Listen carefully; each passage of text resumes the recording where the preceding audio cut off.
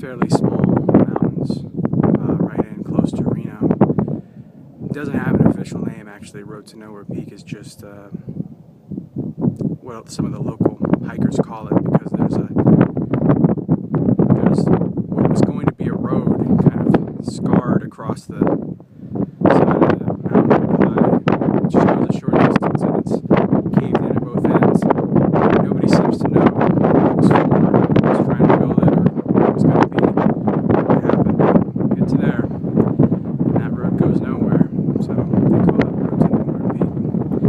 Like I said, it's not that high. I mean, it is the highest point on this side of the valley, where Reno Sparks is, the east side of the valley.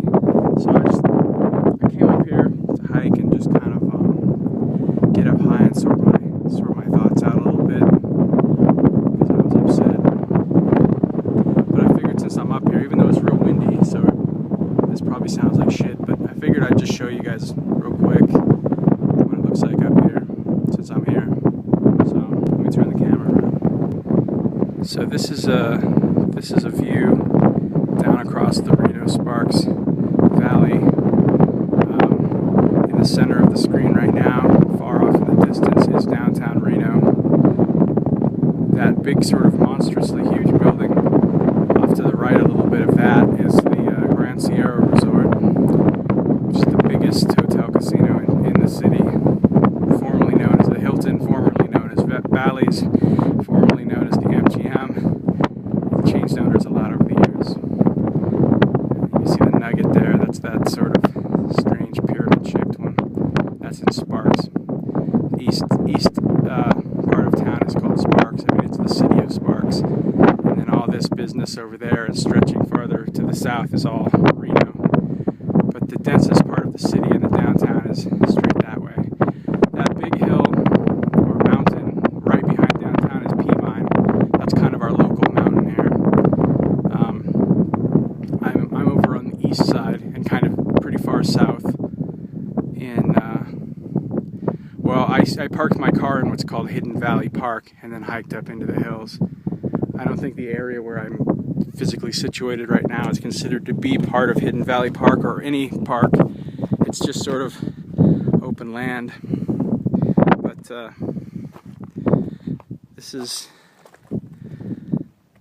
I didn't even take a trail up here today. I mean, I started on a trail for the first little bit, but then I just went off trail and bushwhacked and kind of came straight up the side of the hills and got up here on my own path.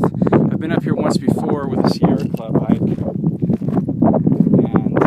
I came up there with them from a totally different direction. I came from that direction, or from over there somewhere down. And today I came from over that direction, over on the far side of these ridges here. But it was a pretty good climb today.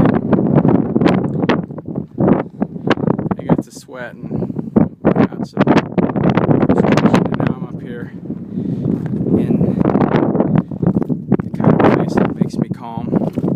Being up high on top of a hill, top of a mountain, being able to see a long way in every direction, with some wind and sunshine. There's this cairn here, as you can see. There are two of these on top of this mountain.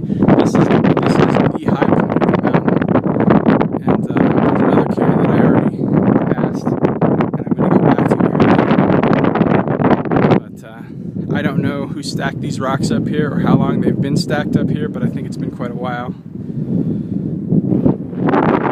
Yeah, so that's it. I just wanted to give you a quick look from up high, Reno Sparks, and the surrounding hills and stuff. Right over there, I mean, the sun is kind of but over there,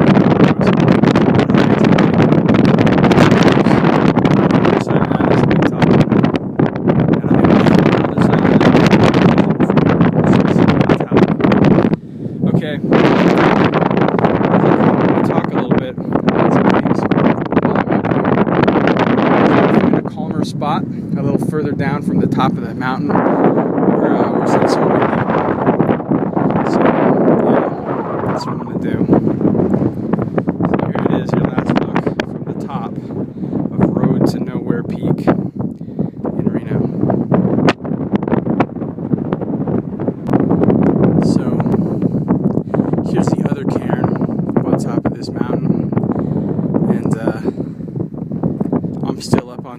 exposed ridge, so still lots of wind, but this cairn is actually bigger. It's actually a bigger pile of rocks. Yeah. So I don't know. Maybe somebody's buried under there. Maybe a bunch of people are buried under there. Who knows? We're just a tiny bit closer to town here.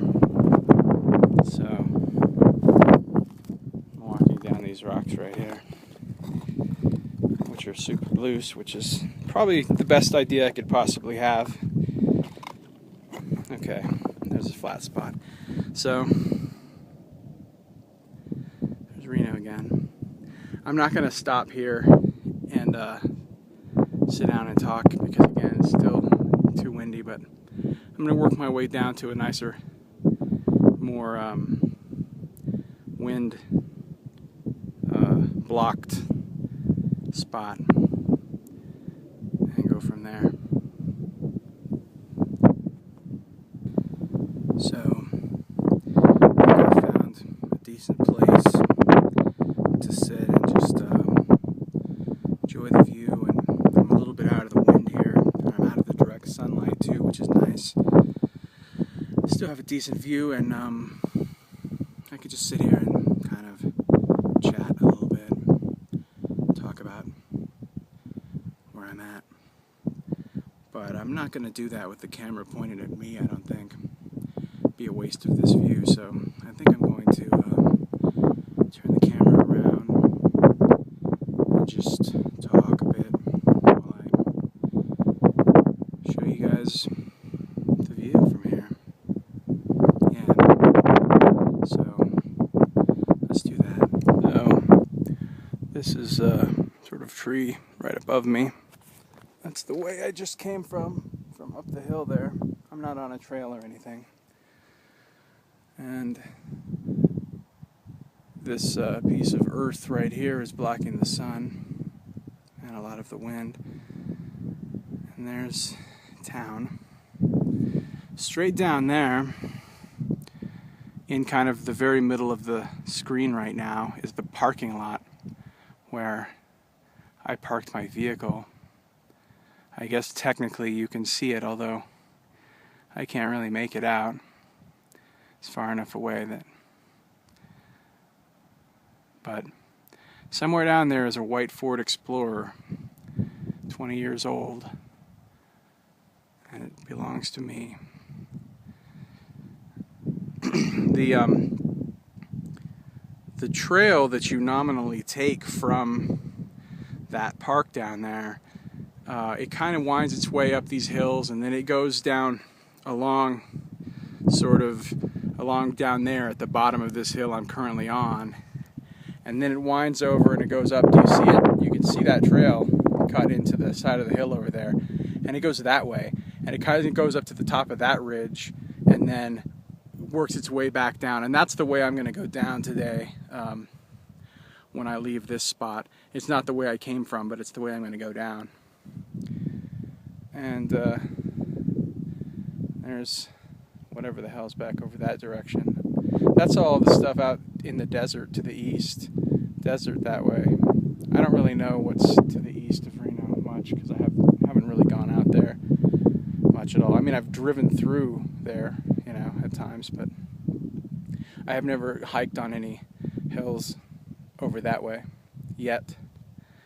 I will do so more in the winter, I think, because those hills over there are prone to getting less snow than all the mountains, you know, over by Lake Tahoe and all that. So, anyway. So, I wasn't even planning to hike today, really. I was just going to go for a little run in the park. But I got up and I started checking my email and Facebook and all that shit. And I saw a link to a news story. And when I read that news story, I got extremely upset. And I don't don't know if you've seen this story yet, but it's out of Pennsylvania. A couple people, and I use that term very loosely, a woman and her boyfriend. This was the woman's small child, her son. I don't remember his exact age, but he was quite young, maybe 6. And they did horrific things to this boy, this little innocent, harmless, helpless child. They literally tortured him to death over the course of 3 days. They beat him with various objects. They tied him to a chair. They hung him upside down from his feet and beat him. They tied him to a chair and beat him. They just brutalized him and left him to die. And he did die. And, I read fairly graphic and extensive descriptions of actually all that they did to him and the condition that the boy was in, and it was pretty sickening. It was one of the most sickening news stories I've ever read in my life, and I got very upset, which is an understatement. In fact, I was feeling pretty homicidal. I actually looked up prices for plane tickets to Pennsylvania.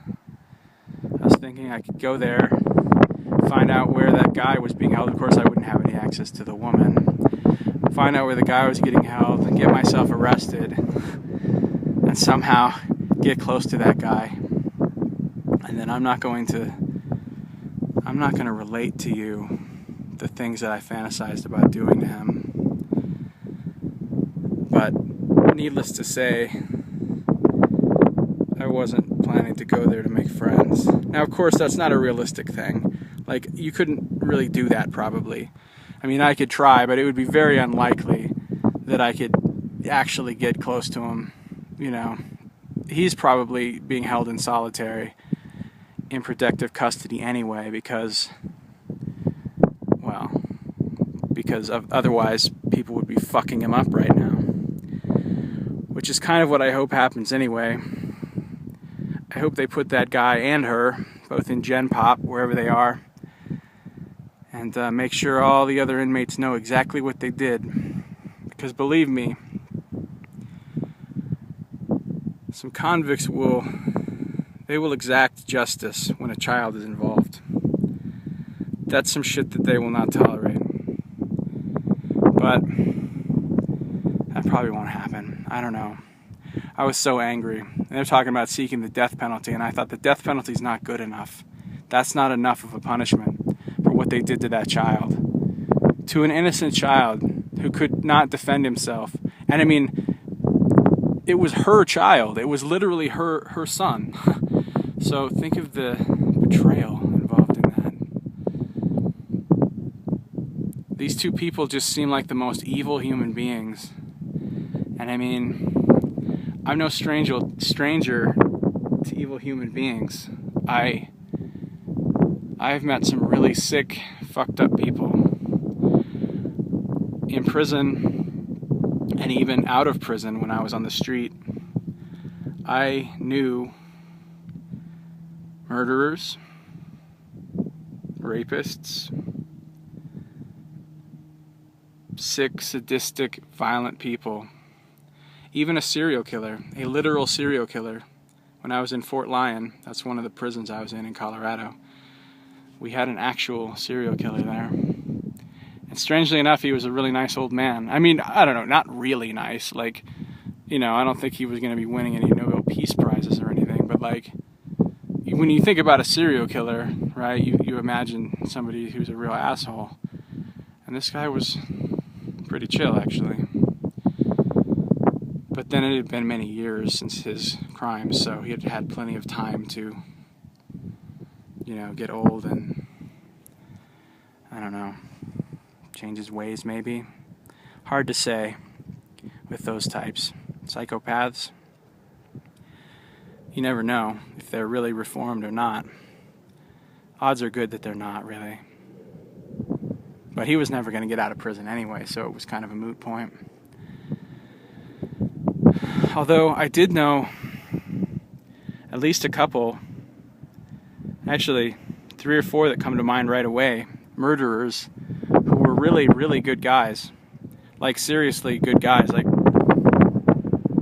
they were trying to do things to help people, and they were involved with like organizations, charities, and even on the inside they were pretty dedicated to making the world a better place. I mean, they were fully reformed and redeemed.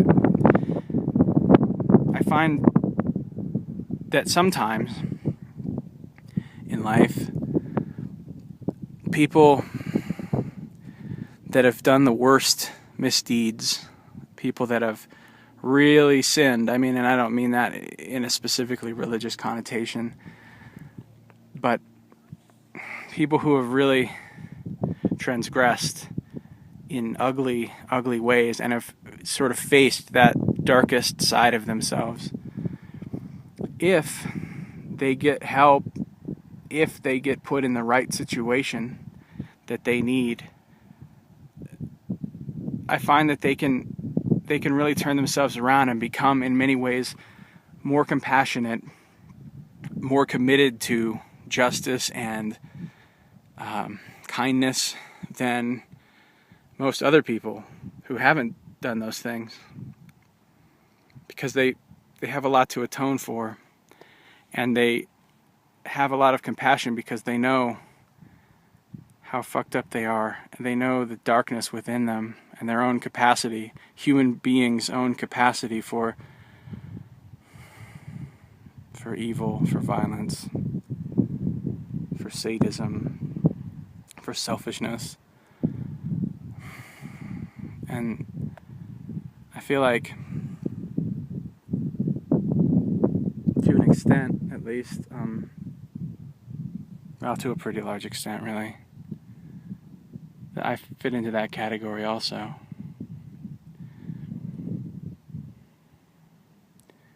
People have called me compassionate in my life. People have said that I'm a very kind person sometimes. Not all the time. Some people would probably say I'm a big asshole, but I guess it just really depends on what side of me you saw, what day of the week it was, what mood I was in. But I've tried to be kind and compassionate. I've tried to help people in my life, and I think I have, but I really believe that any of that that's in me comes from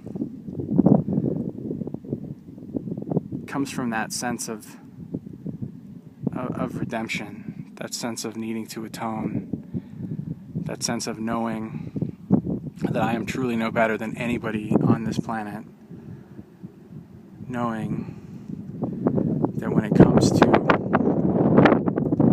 being fucked up and doing fucked up things, that I am right there with the worst. And so I try, and I think most of the time I'm pretty successful at this, but I try to be very accepting of people, not judgmental, open-minded, and to see them as human beings, and to see their hurt and their pain, and to see how broken and damaged they are, and to understand why they do the things they do. To not just condemn them for the things they do, but instead to love them and accept them, and to see the good in them, and to truly believe that they can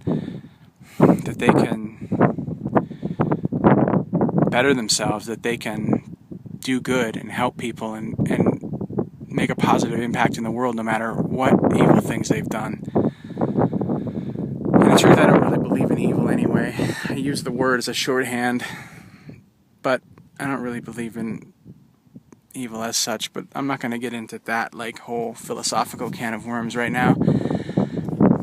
But the point is, that's who I want to be, who I choose to be, and who most of the time I am. It's important to me. And so I very rarely get angry with anyone. I might at most get mildly annoyed for a very short period of time, but most of the time I don't even get irritated with people. I just see things, I try to see things through their eyes, and I see that everyone's kind of doing the best they can. with what they have. And that's the thing to remember, with what they have. Because everybody doesn't have the same things we do.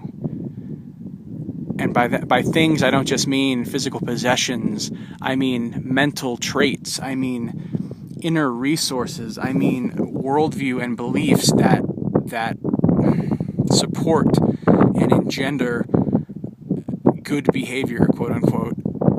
Not everybody has the moral values or the ethics or the wisdom, the taught wisdom, that maybe you or I have. Not everyone's grown up in circumstances or an environment which was as conducive to becoming a decent human being as perhaps you or I have. Not everybody is as smart. Not everybody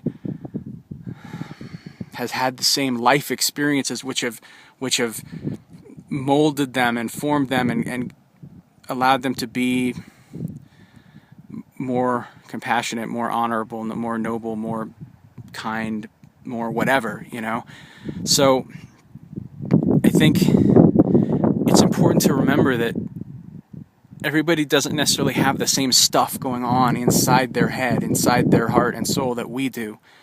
And so we judge people according to our own values, according to our own strengths and our own capabilities, according to our own inner qualities and resources. We think, well, I can refrain from doing this thing, so everyone should be able to. Well, I can make myself do this good thing, so everyone should be able to. I know that that's wrong, so everyone should know it's wrong, and so on and so forth. And we judge people according to that, and that's, of course, monumentally unfair. It's ridiculous. So I try to remember that when people do things that I don't like. I try to remember, okay, they're coming from a different place than I am. They're coming from a totally different place than I am. Within the context of their life and their brain, what they're doing or saying makes sense. It's in some way right to them. So I can't judge them according to my own experiences and my own learned traits, That would be really, really quite unfair. So I try to keep that in mind.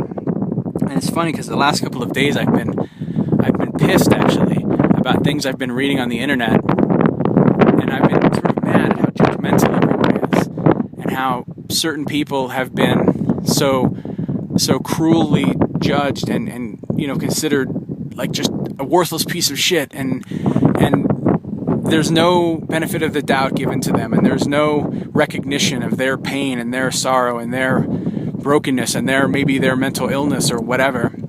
It's just judgment all the time. And I've been mad about that and wanting to rant about it. Tell people, hey, damn it, stop judging people like that. Who the fuck are you? So this is something I've actually been thinking about a lot over the last couple of days. So today, when I saw that news story, I reacted the way that I did. When I had that rage, that true rage, that amoral, no compassion, no kindness. I just want to do horrible things to those people or watch horrible things done to them. That sort of completely writing off the humanity of those two people because of what they did. This was sort of a direct contradiction of everything that I've been thinking about and everything that I've been trying to be for many years in my life.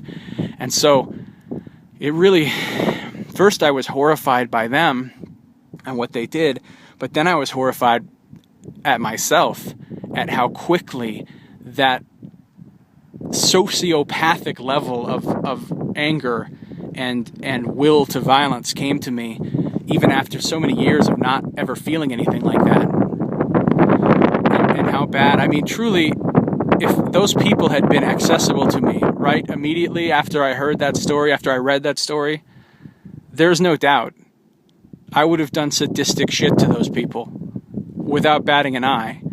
So I guess it's a good thing they weren't. But I was so freaked out by this, and I just didn't know how to deal with it. Then I started thinking about suicide, and I've been thinking about suicide a lot lately too. I always think about suicide a lot, but lately I've really been wanting to kill myself.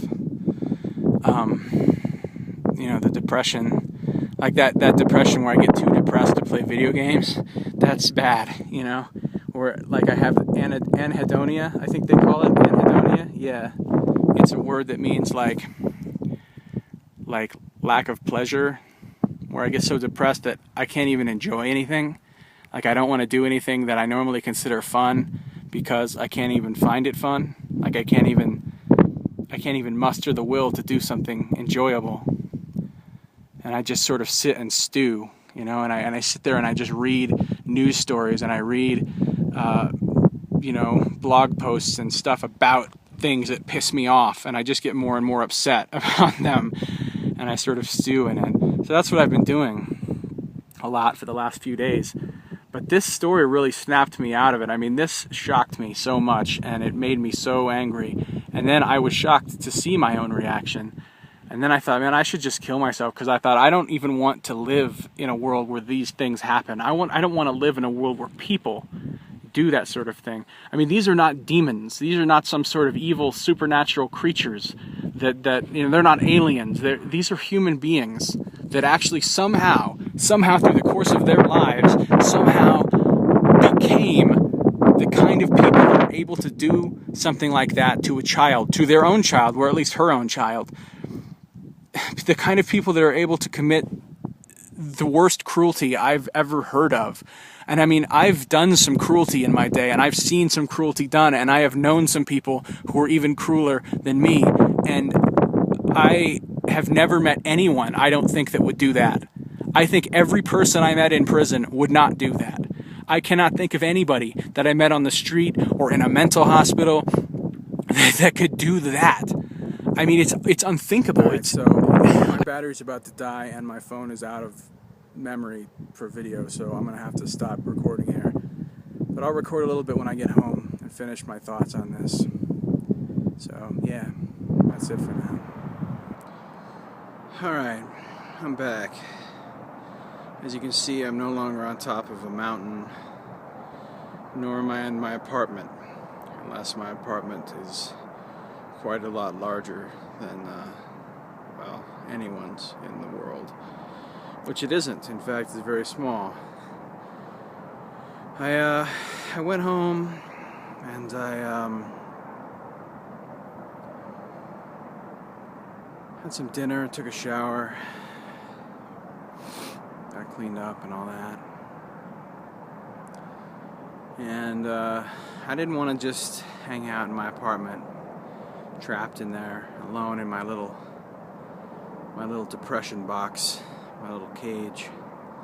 So I decided I would come out, and I would come out somewhere and enjoy the night. We've got a nice full moon, and I thought I was going to get up on one of my preferred high spots in town with a little better view, do some vlogging, but I found it more difficult than I was expecting. I tried to go up on the roof of the hospital, Reno. I've gone up on the roof of it a bunch, but both of the ways that I normally get up there were locked off tonight, so I wasn't able to do that. So then I went and I tried to go to the top of the Eldorado parking garage, which is a pretty good spot.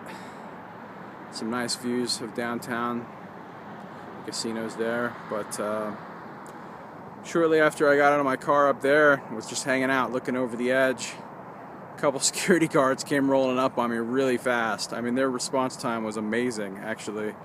I used to be able to hang out up there. Me and my friends or whoever, we could go up there and hang out. Same with some of the other parking garage roofs downtown. But man, these guys came out quick, and they were not having it. They told me to kick rocks, so I did. So then I went over by this place called Dugrenay. Well, it's not anymore. It used to be called Dugrenay. It was a coffee shop that I used to really love, and I hung out there. And actually, I knew the owner and the guys that worked there, and they were really cool, and they knew I was a street kid, so sometimes they would let me. Did you just see a whole shitload of lights go off on the GSR back there? Anyway, they would actually let me sleep there once in a while on the lower level. which was cool when it was real cold out.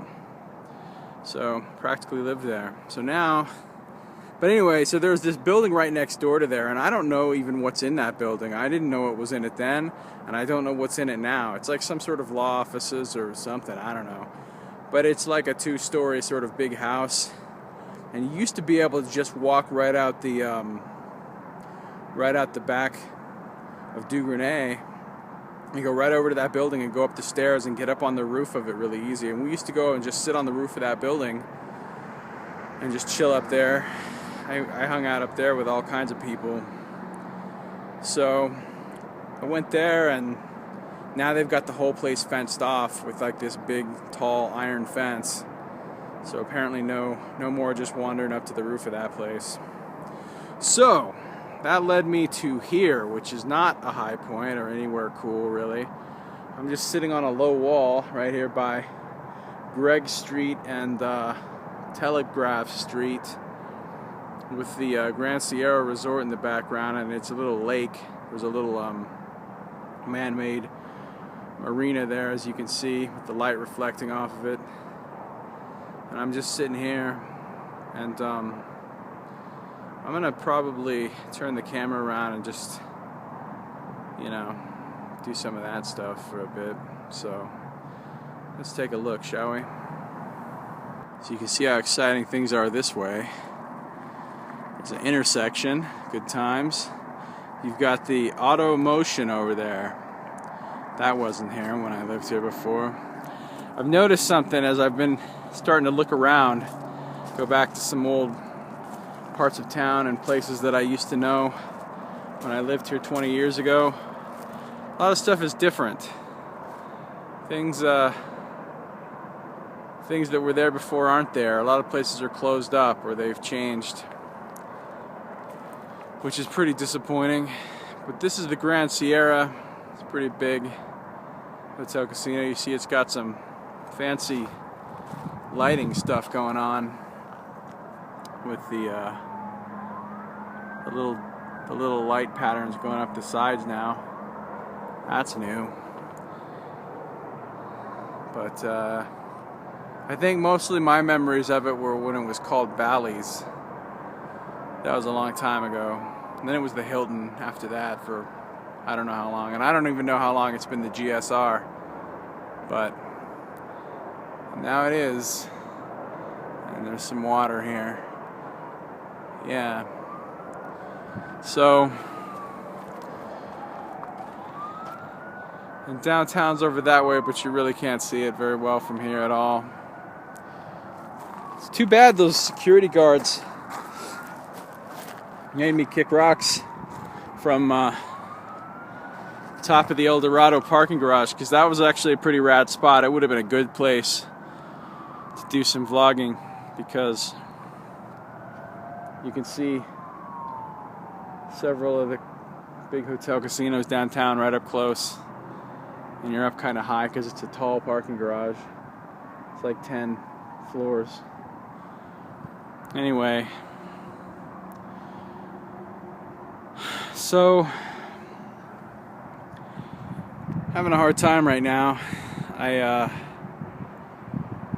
shouldn't have gone downtown at night. I've been avoiding it. I don't really go.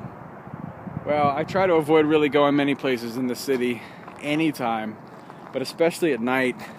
I got so many memories, really fucked up memories, and it's really triggering for me, triggering a bunch of bad shit, especially now that I'm kind of digging in deep into my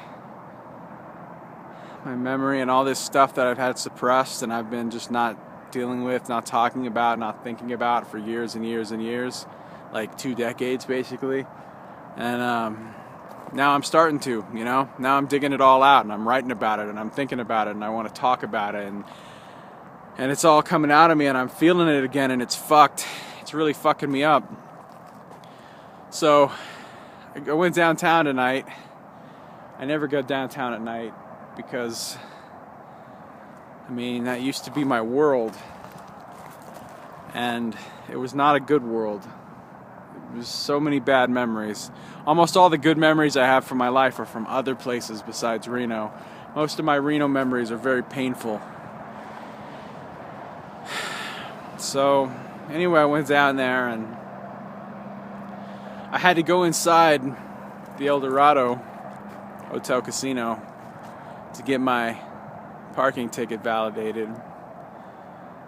And just walking through there in the little 10 minutes that I did, all of these memories came back to me because, you know, I've been in and out of all those places a million times. I mean, back then, I would just run the streets and me and my friends, or what I'm calling my friends, people I knew, I should say, people that I hung out with.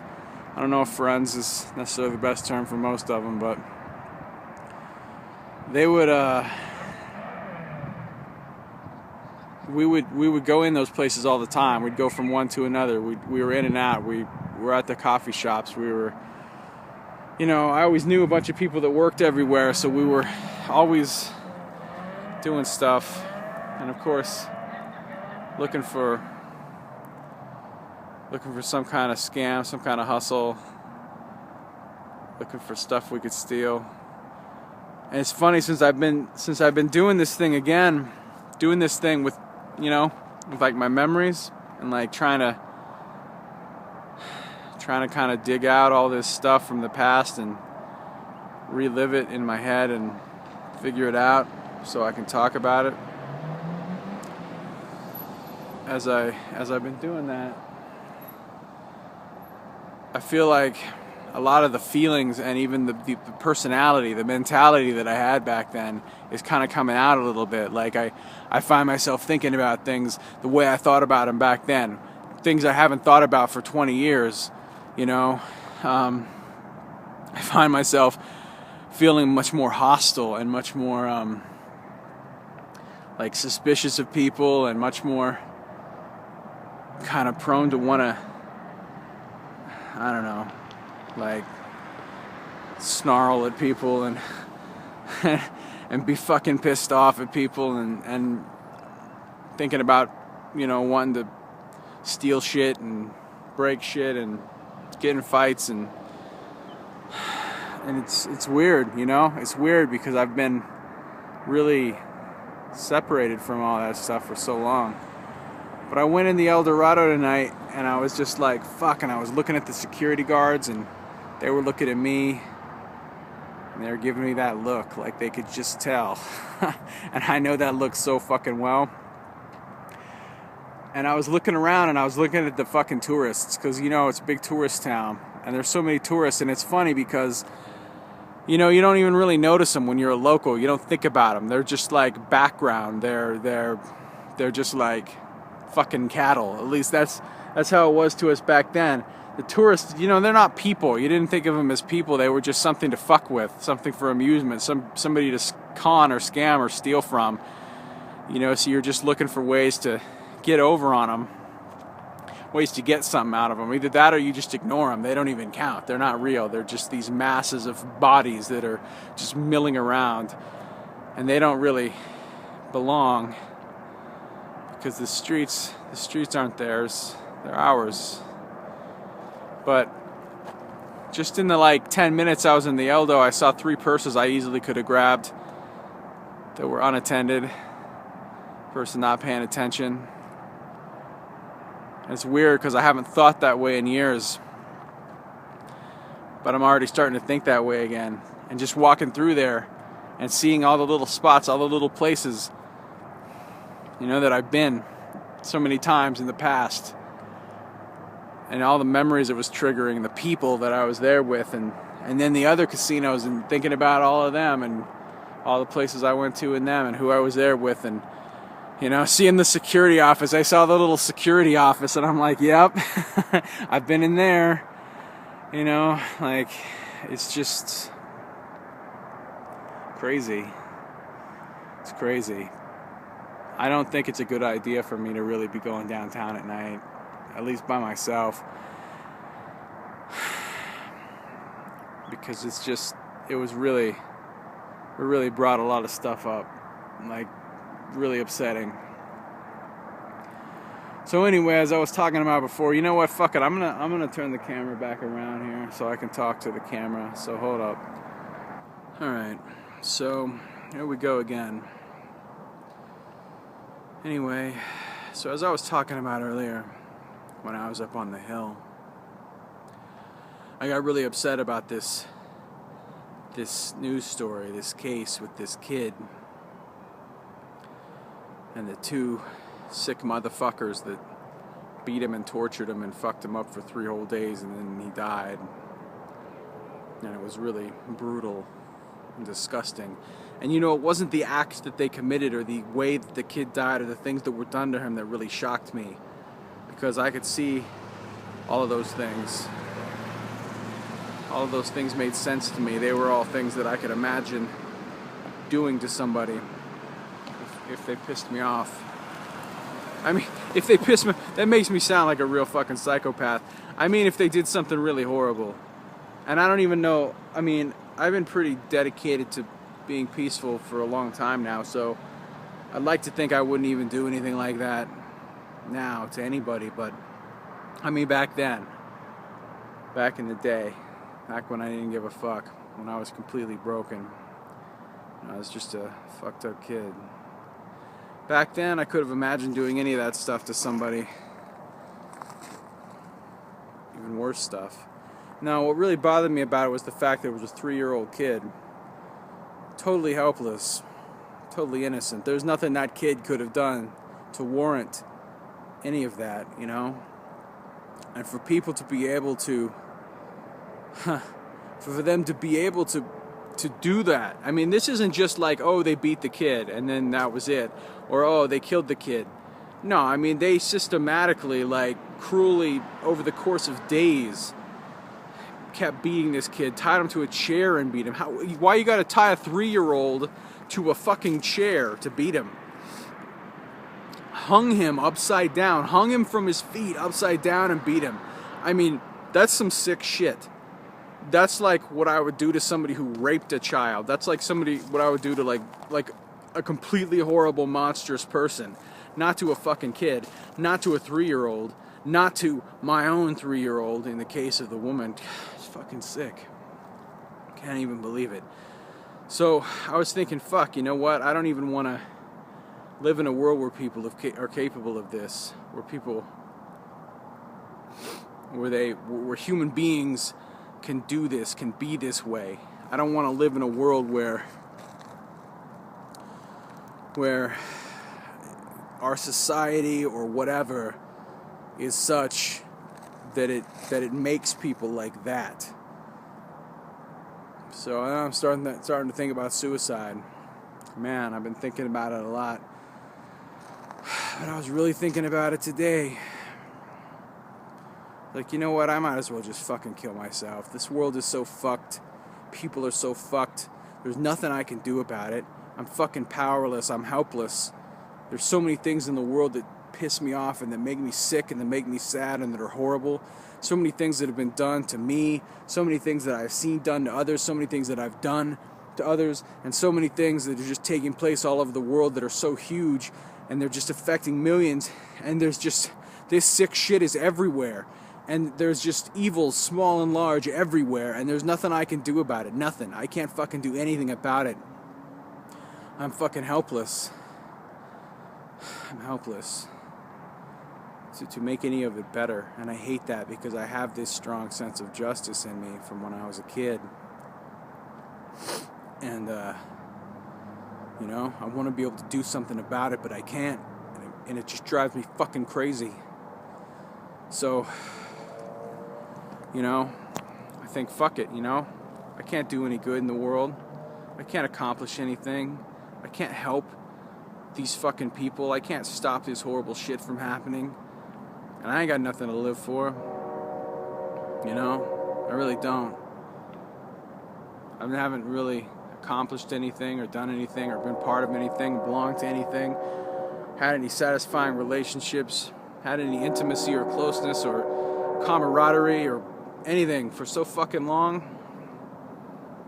The me that it used to exist, that used to do some of those things, that used to, you know, matter to somebody. I mean, he seems to be gone. Like, I don't know where he went, but he's gone. And I don't know how to get him back. And I just feel like I'm just condemned to fucking rot away in my little apartment by myself, seeing all the evil shit in the world and not being able to do anything about it. And one day I'm just gonna end it, you know? I've known that since I was a little kid. I've known it since I was a little kid. I've known that one day I was gonna kill myself. I didn't think I'd live this long. It still surprises me, it shocks me that I'm still here. The number of times I've been so close, about to do it. The only reason I'm still alive, the only reason I don't do it, the only reason I haven't done it is because there's a car rolling up on me all crazy. I guess it's not really rolling up crazy, it's just kind of driving along, but whatever. I want to impart some sort of menace to it. It's because that's the fucking narrative I like to be in. I see menace in everything when I'm out here. This is Reno. This is the shithole that spawned me. This is the place of all my nightmares. But anyway, I haven't done it because of nothing more than a certain defiance. Just a sense of defiance. Just a fucking anger and a refusal to let them win. And don't ask me who them is. I mean, them could be the bullies from my childhood. Them could be all the fucking people that have ever fucked with me in my life. Them could be all the people that do evil shit in the world today. Whoever they are. All the ones that have tried to bring me down. All the ones that try to bring everybody down. You know? Them. I can't let them win. I can't let them beat me. I can't fucking take my own life and have it be said that I wasn't strong enough to make it, that I was too weak, that I got beaten, that the world beat me down, that I couldn't handle it, that I couldn't take it. I can't take that. That's unacceptable to me. So I don't kill myself just out of fucking spite, out of defiance. I say, you know what? You're not gonna win. You're not gonna beat me. I will stay here and I will fucking live. I will live day to day. I will live just to spite you. Just so that none of you could have beaten me. And that is a fucking sad, pathetic thing to live for. Yet, it is the reason I live. Because, honestly, there's nothing else. You know, there's been times in my life where I had hope for a little while, but I don't have hope now. I haven't had hope for quite a while. So I don't live for hope. I live out of defiance and spite. And that's kept me going so far during all the times when I was sick of it, when I felt too useless, too helpless, too fucking impotent, too lonely, too sad.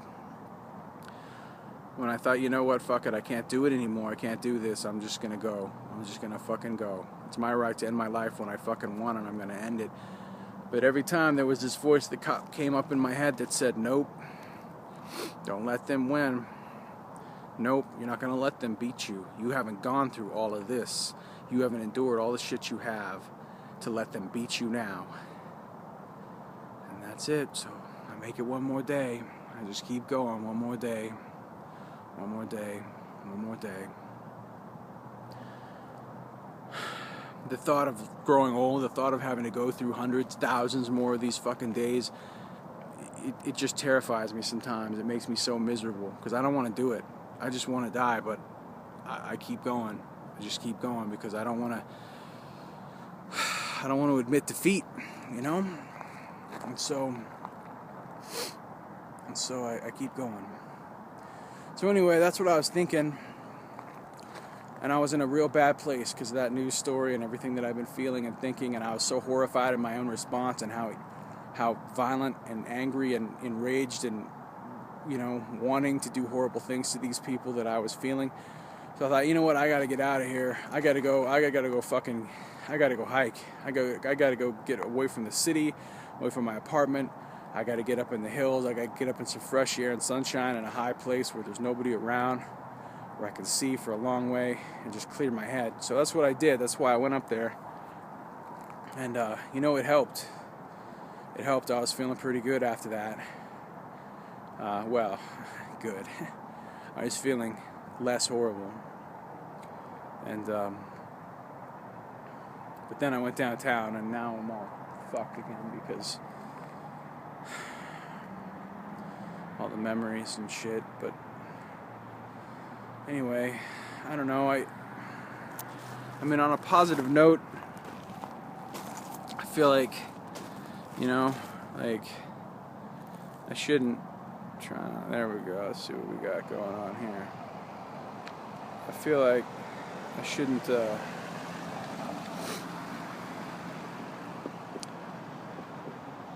I shouldn't feel that way about those people, even though they did something horrible. You know, I want to hurt them.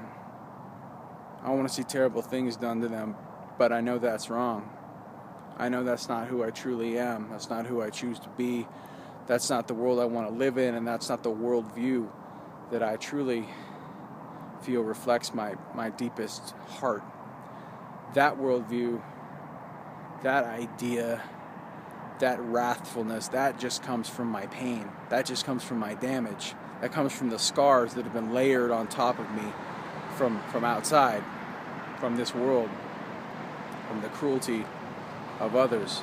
But the real heart beneath all that, you know, the core of me,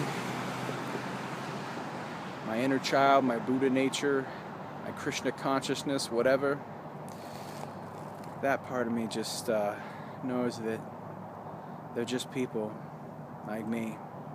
I've made my share of horrible mistakes. What they've done is much worse than anything I've ever done. Much worse than anything that anyone I know has ever done, including all of the convicts in prison and criminals on the street and everybody. But so pretty much the worst thing I know of that anyone in the whole world has ever done, basically, which is pretty bad. But still, they're just people, right? They did that shit because they're hurting. They did that shit because they're broken. They, I don't know. I don't think I wish that kind of ill on them anymore. You know, once I had time to calm down and clear my head, go up on the mountain, get the fresh air and the exertion of climbing the mountain and the sunshine and the movement and the wind, I was able to think. I was able to remember who I really am, who I really want to be. You know, and so I think I just have to let it go, you know? It's not my place to judge them. Society will judge them. And maybe they'll get life in prison, and maybe they'll get the death sentence, and maybe they'll get killed by fellow convicts in prison, and maybe, who knows? Who knows what'll happen to them? But I've got to let it go. I've got to not sit there and fester and rage over it and think about all the horrible things I wish would happen to them. And I got to not think about that kid other than to feel a sadness and a sorrow for him, but I can't dwell on it. And I got to not think about the things that took place on these streets 20 years ago when I was a kid. I got to not think about all those memories from those casinos and all the streets and alleys between them. I just got to not think about this shit. But I got to think about it because I'm trying to process it. I'm trying to work it out. I'm trying to, you know, figure out who I am and really go back and get my story together so that I can actually tell my story and learn some lessons from it and impart some lessons from it. So, I mean, I'm trying to work with this, but it's really hard, you know, because it's like I don't really have anybody to talk to about this shit. Here I am vlogging to just whoever, just random people about this. I was thinking I would, you know, wanted to just like make a friend or something, meet somebody that I could talk to about all this. that would really be interested in listening, and would be a good listener and non-judgmental, and be able to give me good feedback and stuff. And I don't know, but that hasn't really happened. And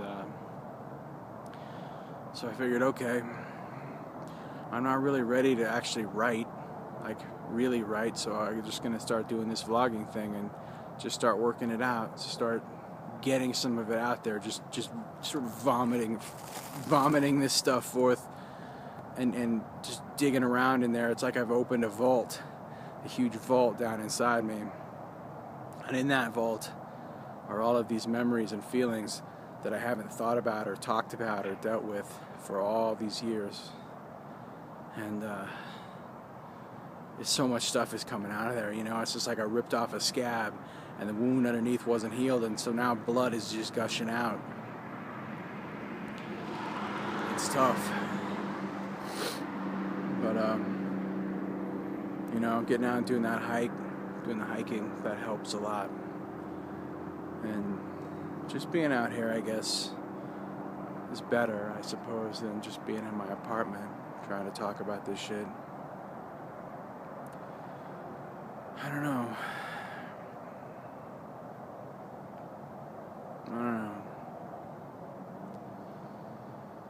But I'm gonna let it go. This whole thing with the two fucking sick fucks and what they did to their kid. I'm gonna let it go, and I'm just gonna,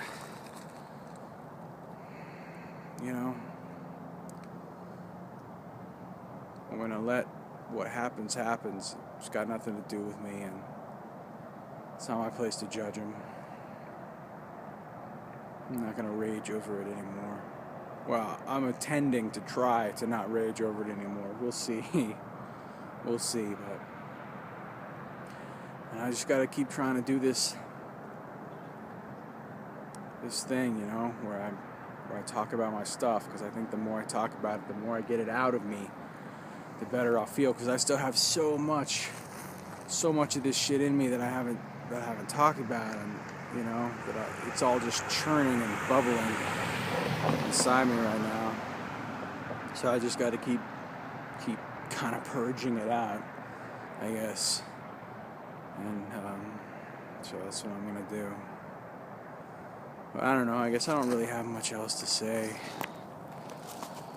I don't know. There's my car.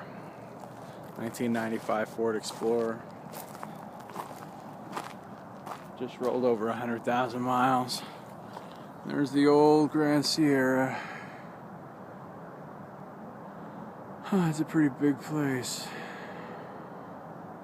There's some water. I could climb over this little fence right here and go for a dip. I'll bet that'll be nice. I bet that water's cold as a motherfucker, because it's pretty chilly out here right now. I would say it's probably about 40 degrees maybe, and of course I'm talking Fahrenheit. I know that some of the people that watch my videos are not in the USA, so you probably use Celsius. But we use Fahrenheit here for almost everything. But I don't think I'm going to jump in the water.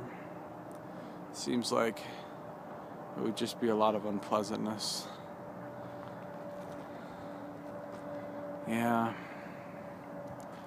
Wish those fucking security guards at the Eldo hadn't given me that shit. I'd rather have been doing all this up there. It was a way better spot. But, whatever. I guess I'm gonna go home. Yeah, guess I'll go home. Patch this video together. Upload it. Alright. Well, thanks for watching.